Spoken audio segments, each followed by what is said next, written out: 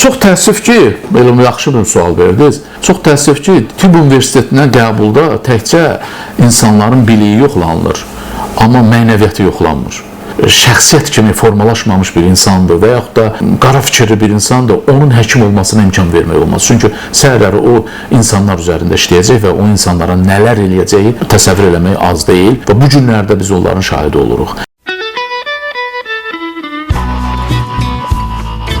Belə bir məşhur sözlər var. Kasıb mərd olar, qoca arif olar, alim təvazökar olar, əskər igid olar. Maraqlıdır, bəs həkimlər necə olar? Ortaq bir formula var.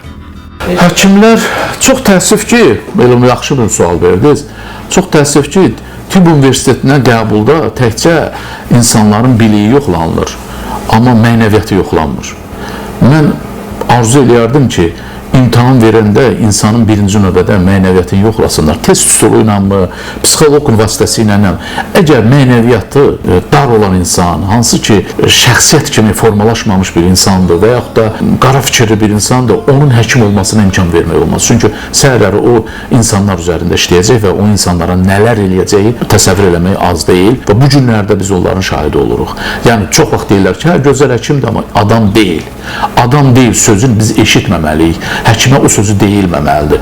Ona görə də mən həkim üçün həm belə deyərdim, həm insani keyfiyyətlər olmalıdır, mənəviyyatca zəngin olmalıdır,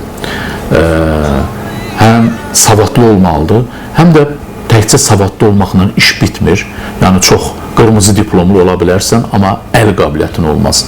O da əsas rol oynayır. Mütləq həm əl qabiliyyətin olmalıdır, praktik vərdişlərin olmalıdır, onları yaratmalıdırlar. Nəzəri bilişlər olmalıdır ki, o nəzəri bilişləri praktikaya tətbiq etsin. Bir də ən öndə olanı mənəviyyat olmalıdır ki, o mənəviyyat həmişə daim həkimi cilovda saxlasın ki, mən bunu etməməliyəm. Axı vicdan sözünün mənasını bax orada gəlib çıxır ortaya ki, hər şeyi qoyaq qırağa, amma vicdan var axı bunu etməməliyəm mən.